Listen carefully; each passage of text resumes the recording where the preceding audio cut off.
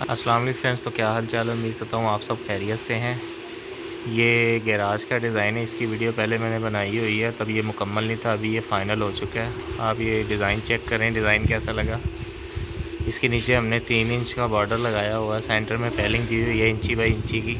इसको 2 पार्टीशन में बनाया है। इसकी पैमाइश है 12 × 30 और ये साइड पे हमने बीम बनाया हुआ है पैलिंग का, आप चेक कर सकते हैं।